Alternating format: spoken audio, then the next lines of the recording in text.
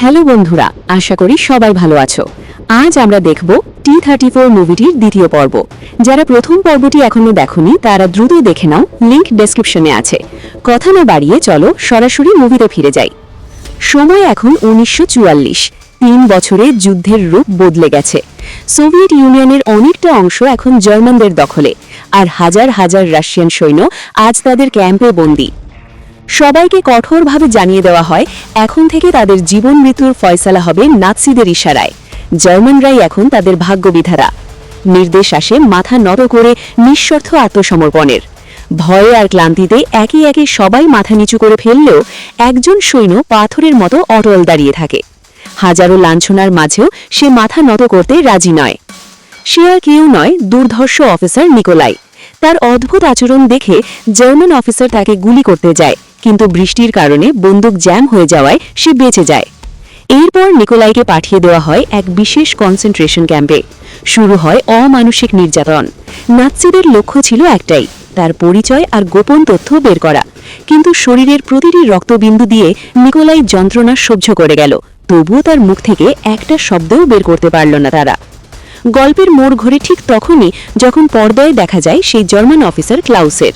আসলে সেদিন নিকোলাইকে গুলি করার পর তারা তাকে মেরে ফেলেনি, বরং বন্দি করে নিয়ে গিয়েছিল। গত 3 বছরে তাকে এক জেল থেকে অন্য জেলে পাঠানো হয়েছে। ঠিক এই সময়ে ক্লাউস এক নতুন পরিকল্পনা সাজায়। তার সৈন্যদের তোখর ট্যাঙ্ক কমান্ডো হিসেবে গড়ে তোলার জন্য সে বন্দীদের মধ্যে থেকে দক্ষ চালকদের খুঁজতে শুরু করে। কিন্তু ফাইল ঘাটতে গিয়ে হঠাৎ সে থমকে দাঁড়ায়। তালিকায় জলজল করছে সেই চিরচেনা নাম, নিকোলাই। 3 বছর আগের সেই শত্রু আবারও তার সামনে। তখন ক্লাউস তাকে তাদের ট্যাঙ্ক কমান্ডো হিসেবে বেছে নেয়। এদিকে নিকোলাইয়ের ফাঁসির রায় ইতিমধ্যে হয়ে গেছে। তবুও ক্লাউস নিজে তার সেলে গিয়ে হাজির হয়। নিকোলাই তাকে দেখামাত্রই চিনে ফেলে। এ তো সেই কমরেড 3 বছর আগে যাকে সে তুড়িবাজিতে কুপকাত করে একদম ব্যান্ড বাজিয়ে দিয়েছিল। ক্লাউস তাকে সরাসরি একটি প্রস্তাব দেয়, যদি সে তাদের নতুন সেনাদের ট্যাঙ্ক চালানোর ট্রেনিং দেয় তবে তার প্রাণ ভিক্ষা দেওয়া হবে। কিন্তু নিকোলাই মাথা নত করার পাত্র নয়। সে স্পষ্ট ভাষায় না বলে দেয়। তার একটাই কথা, মরে যাবে, তবু দেশের শত্রুদের সাথে কোনোদিন হাত মেলাবে না। নিকোলাইকে সে রাজি করতে না পেরে ক্লাউস এবার তার সবচেয়ে নোংরা চালটা চালল। সে জানত নিকোলাই নিজের জীবনের ভয় পায় না, কিন্তু অন্যের ক্ষতি সে সইতে পারবে না।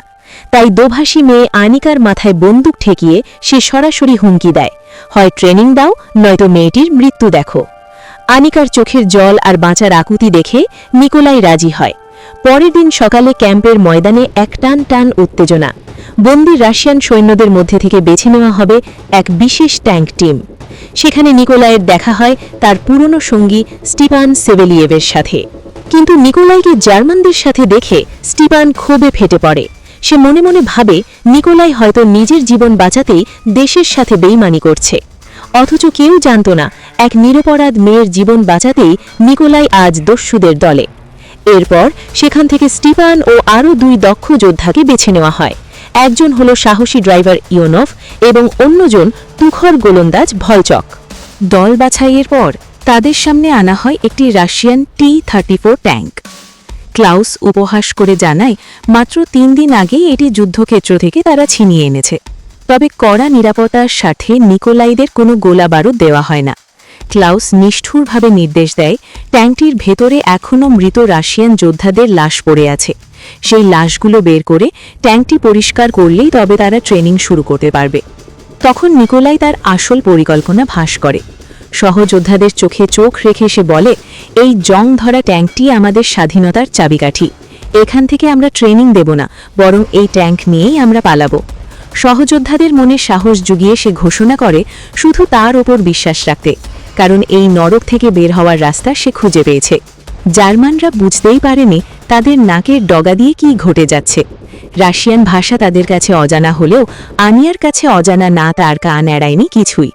কিন্তু যে মানুষটি তার জীবন বাঁচিয়েছে তার সাথে কি বেইমানি করা সম্ভব? কৃতজ্ঞতার টানে আনিয়ার সত্যটা গোপন করল সে। তাদের এবার ট্যাঙ্কটি পরিষ্কার পরিচ্ছন্ন করার পালা। কিন্তু ট্যাঙ্কের ভেতরে ঢুকেই তারা দেখে লাশ পচে এক বিভৎস অবস্থার সৃষ্টি হয়েছে। ঠিক তখনই নিকোলাইয়ের চোখ যায় ট্যাঙ্কের এক কোণায়, যেখানে 6টি সেল পড়ে আছে। এখন নিকোলাইয়ের প্ল্যান আরও সহজ হয়ে যায়। জার্মান সৈন্যরা যেহেতু ট্যাঙ্কের ভেতরে ঢোকেনি, তাই এই মূল্যবান সেলগুলোর বিষয় তারা কিছুই জানত না। শেলগুলো লোকানোর জন্য নিকোলাই এক বুদ্ধি খাটালো।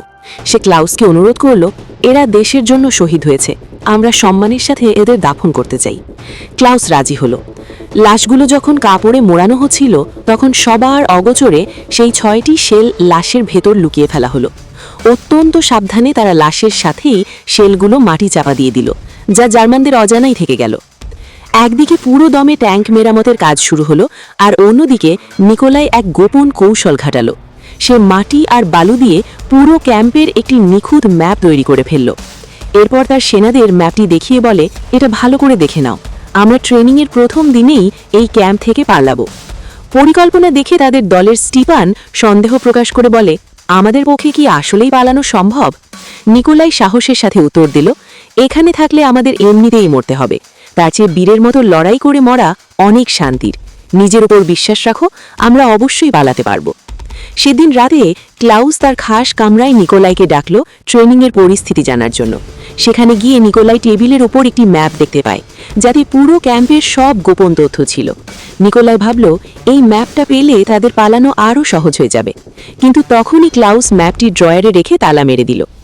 পরের দিন যখন ট্যাঙ্কের মেরামতের কাজ শেষ হলো, ক্লাউস সেখানে এসে নিখুঁত কাজ দেখে মুগ্ধ হয়ে গেল। সে সবার সামনে তাদের কাজের ব্যাপক প্রশংসা করল। এরপর ক্লাউস নিকোলাইকে তাদের যুদ্ধের দক্ষতা বা ট্যাঙ্ক ড্রাইভ স্কিল দেখানোর নির্দেশ দেয়। নিকোলাই তার তুখোর টিম নিয়ে ট্যাঙ্কের ভেতর ঢুকে পড়ে।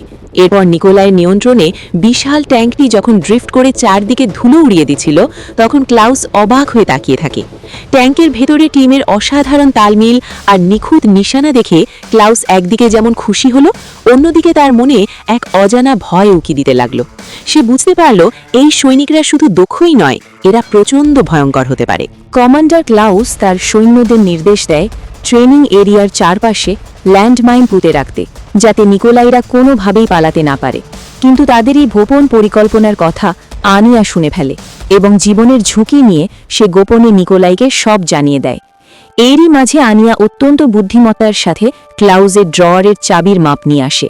আনিয়া শুধু চাবির মাপই আনেনি, সে নিকোলাইয়ের প্রতি তার গভীর ভালোবাসার কথাও জানায়। সে অনুরোধ করে যেন তাকেও সাথে নেওয়া হয়, কিন্তু নিকোলাই তাকে নিরাপদ রাখতে বলে, তুমি আগে এখান থেকে বেরিয়ে দূরের একটি গ্রামে আমাদের জন্য অপেক্ষা করো। নিকোলাইয়ের কথা মতো আনিয়া একটি মিথ্যা অজুহাত দিয়ে ক্যাম্প থেকে বেরিয়ে গ্রামের দিকে রওনা হয়। আজই সেই মহেন্দ্রক্ষণ, নিকোলাইদের ট্রেনিংয়ের দিন। পরিকল্পনা অনুযায়ী তারা প্রথমে সেই কবরস্থানের কাছে যায়। সেখানে আগে থেকে লুকিয়ে রাখা শ্যাল বা গোলাগুলো তারা অত্যন্ত সাবধানে ট্যাঙ্কের ভেতরে তুলে নেয়। এদিকে কর্নেল ক্লাউস তার সৈন্যদের নিয়ে এই ট্রেনিং দেখার জন্য একটি টাওয়ারের ওপরে আয়েশ করে বসে আছে। কিন্তু ট্রেনিং শুরু হওয়ার ঠিক আগ মুহূর্তে নিকোলাইরা মাঠে আগুন ধরিয়ে দেয়, যার ফলে চারপাশ ঘন ধোঁয়ায় ছেয়ে যায়। জার্মানরা ভাবছিল এটা হয়তো ট্রেনিংয়েরই নতুন কোনো কৌশল। তারা স্বপ্নেও কল্পনা করতে পারেনি যে কিছুক্ষণের মধ্যেই তাদের 12টা বাজতে চলেছে। নিকোলাই তাদের ট্যাঙ্কে গোলা লোড করে নিল। তাদের হাতে ছিল মাত্র 6টি গোলা, 2টি হাই এক্সপ্লোসিভ আর 4টি আর্মার পিয়ার্সিং। এই সামান্য অস্ত্র দিয়েই তাদের বড় জয় ছিনিয়ে আনতে হবে। ট্রেনিং এরিয়ার চারপাশে ল্যান্ডমাইন থাকায় তারা মাঠ দিয়ে না গিয়ে সরাসরি মেইন গেট দিয়েই পালানোর পরিকল্পনা করে। তখন নিকোলাইয়ের সামনে একটি জার্মান ট্যাঙ্ক দেখে। কোনো সময় নষ্ট না করে সে একটি হাই এক্সপ্লোসিভ শেল ছুঁড়ে সরাসরি সেটাকে ধ্বংস করে দেয়। এই দৃশ্য দেখে জার্মানরা পুরো স্তম্ভিত হয়ে যায়। ক্লাউস তো নিজের চোখকে বিশ্বাসই করতে পারছিল না। সে ভাবছিল, ওদের কাছে গোলা এলো কোথা থেকে। এদিকে নিকোলাই তার ট্যাঙ্ক নিয়ে জঙ্গলের আড়াল দিয়ে কৌশলে ঠিক টাওয়ারের সামনে চলে আসে। জার্মানরা কিছু বুঝে ওঠার আগেই নিকোলাই মোক্ষম সুযোগে একটি নিখুঁত শট নেয়। এক প্রচণ্ড বিস্ফোরণে পুরো টাওয়ারটি উড়ে যায়। সেখানে থাকা কর্নেল আর ক্লাউস কোনো মতে নিশ্চিত মৃত্যুর হাত থেকে বেঁচে ফেরে। জার্মান বাহিনী যখন তড়িঘড়ি করে অ্যান্টি ট্যাঙ্ক লঞ্চারগুলো রেডি করছিল, ঠিক তখনই নিকোলাইরা ঝড়ের বেগে মেইন গেটের সামনে চলে আসে আর তাদের গাড়িগুলো ট্যাঙ্ক দিয়ে পিঁপড়ের মতো পিষে দেয়। জার্মানরা তাদের গতিরোধ করতে হেভি মেশিন গান দিয়ে অবিরাম ফায়ার করতে থাকে। নিকোলাই যখন ট্যাঙ্কের মেইন গান বা কামানের মুখটা ঘুরিয়ে সরাসরি সেই গানম্যানের দিকে তাক করে, তখন ভয় তার আত্মারাম খাঁচাছাড়া হয়ে যায়। সে মুহূর্তের মধ্যে মেশিন গান ফেলে দিয়ে সেখান থেকে পালিয়ে বাঁচে। এভাবেই নিকোলাই এবং তার দল শত শত জার্মান সৈন্যের নাকের ডগা দিয়ে বীরের মগো বেরিয়ে আসতে সক্ষম হয়। আনন্দের আতিশয্যে নিকোলাই আর দেরি করেনি, দ্রুত আনিয়ার কাছে পৌঁছে তাকে নিরাপদ আশ্রয়ে ট্যাঙ্কের ভেতরে তুলে নেয়। কিন্তু ওদিকে জার্মান ক্যাম্পে তখন যেন বিনা মেঘে বজ্রপাত। বন্দীরা পালিয়ে গেছে শুনে পুরো দমে তোলপাড় শুরু হয়ে যায়। জার্মান অফিসার ক্লাউস এবার কোনো ঝুঁকি নিতে রাজি নন। তিনি সাথে সাথে পুরো 50 মিটার এলাকা জুড়ে ব্যাটালিয়নদের হাই অ্যালার্ট জারি করে দেন। তার সাফ কথা, নিকোলাই যেন কোনোভাবেই এই শহর ছেড়ে বেরোতে না পারে। এদিকে বিপদ যেন কাটছেই না। ড্রাইভার স্টিভ জানালো, রাশিয়ান ক্যাম্প 50 কিলোমিটার দূরে, ট্যাঙ্কের তেল আছে মাত্র 20 কিলোমিটারের। এই মরণ বাঁচন মুহূর্তে নিকোলাই আনিয়ার থেকে ম্যাপ নিয়ে এক পরিকল্পনা করে। তারা সরাসরি শহরের ভেতর ঢুকে পড়ে। ওদিকে লোকালয়ে ওমন দানবীয় ট্যাঙ্ক দেখে মানুষের আত্মারাম খাঁচা ছাড়া হওয়ার সমান। কিন্তু সেই আতঙ্কের মাঝেই নিকোলাইরা বুদ্ধি করে নতুন পোশাক আর খাবার জোগাড় করে নেয়। এমনকি সবার চোখের সামনে দিয়ে ট্যাঙ্কে ফিউল লোড দিয়ে নেয়। তারপর তারা জঙ্গলের পথ ধরে রাশিয়ান ক্যাম্পের দিকে যাচ্ছিল। তখন জার্মানরা সামনে থেকে অ্যান্টি ট্যাঙ্ক লঞ্চার দিয়ে গোলা বর্ষণ শুরু করে। নিকোলাই কোনোমতে ট্যাঙ্ক নিয়ে জঙ্গলের গহীনে আত্মরক্ষণ করে। এদিকে অফিসার ক্লাউস দমে যাওয়ার পাত্র নন। তিনি প্লেন নিয়ে জঙ্গলের ওপর দিয়ে চক্কর দিতে শুরু করেন। নিচে ট্যাঙ্কের চাকার টাটকা ছাপ দেখে তিনি নিশ্চিত হন নিকোলাই আর তার দল এই জঙ্গলের ভেতরেই কোথাও লুকিয়ে আছে। রাত হয়ে যাওয়ায় নিকোলাই জঙ্গলের ভেতরেই রাত কাটানোর সিদ্ধান্ত নেয়। সেখানে পাশেই ছিল একটা সুন্দর নদী। সারাদিনের ক্লান্তি ধুয়ে ফেলতে তারা সবাই মিলে নদীতে খুব মজা করে গোসল করে। যুদ্ধের বিভীষিকা ভুলে তারা যেন কিছুক্ষণের জন্য প্রাণ ফিরে পায়। রাতের নিস্তব্ধতায় সবাই যখন ঘুমানোর প্রস্তুতি নিচ্ছে, তখন এক আবেগঘন মুহূর্ত তৈরি হয়। দীর্ঘ সংগ্রামের পর আনিয়া আর নিকোলাই একে অপরের খুব কাছাকাছি আসে। চারিদিকের বিপদের মাঝেও তাদের এই নৈকট্য যেন এক নতুন আশার আলো দেখায়। মাঝরাতে ট্যাঙ্কের শব্দ শুনে নিকোলাই বুঝে যায় এই জঙ্গল আর নিরাপদ নয়। হাতে সময় খুব কম। সে আনিয়াকে নির্দেশ দেয় পায়ে হেঁটে গ্রামের শেষ সীমানায় চলে যেতে। নিকোলাই জানত সামনে যে ট্যাঙ্কের লড়াই শুরু হবে তার ভয়াবহ চাপ আনিয়ার পক্ষে নেওয়া সম্ভব নয়। তাই তাকে নিরাপদ রাখতে গিয়েই এক কঠিন বিদায়বেলা ঘনিয়ে আসে। নিকোলাই বলে, সকালের মধ্যে যদি না ফেরি তবে ধরে নিও এটাই আমাদের শেষ দেখা। এক বুক অনিশ্চয়তা নিয়ে আনিয়া একাই রওনা হয় অজানার উদ্দেশ্যে। ভোর হবার আগেই নিকোলাই তার ট্যাঙ্ক নিয়ে গ্রামে পৌঁছে যায়। কিন্তু চারদিকের নিস্তব্ধতা দেখে সে বুঝতে পারে গ্রামটি আগেই খালি করে দেওয়া হয়েছে। আসলে জার্মানরা সেখানে ওত পেতেছিল নিকোলাইকে ফাঁদে ফেলার জন্য। হঠাৎ আড়াল থেকে জার্মান অফিসার ক্লাউস একটি অ্যান্টি ট্যাঙ্ক লঞ্চার দিয়ে ফায়ার করে। লক্ষ্যভ্রষ্ট হওয়ায় নিকোলাই অল্পের জন্য বেঁচে গেলেও পরিস্থিতি বুঝে যায়। বিপদ আজ করতে পেরে সে দ্রুত পিছু হটতে শুরু করে। ঠিক তখনই পেছন থেকে আরেকটি জার্মান ট্যাঙ্ক ধেয়ে আসে। নিকোলাই বুদ্ধিমত্তার সাথে সরাসরি আঘাত না করে ট্যাঙ্কের নিচে মাটিতে ফায়ার করে। শেলটি মাটিতে ড্রপ খেয়ে ট্যাঙ্কের তলায় ঢুকে যায় এবং মুহূর্তেই সেটা ধ্বংস হয়ে যায়। এরপর নিকোলাই ট্যাঙ্ক থেকে নেমে সামনে এগোতেই রক্তহীন করা এক দৃশ্য দেখতে পায়।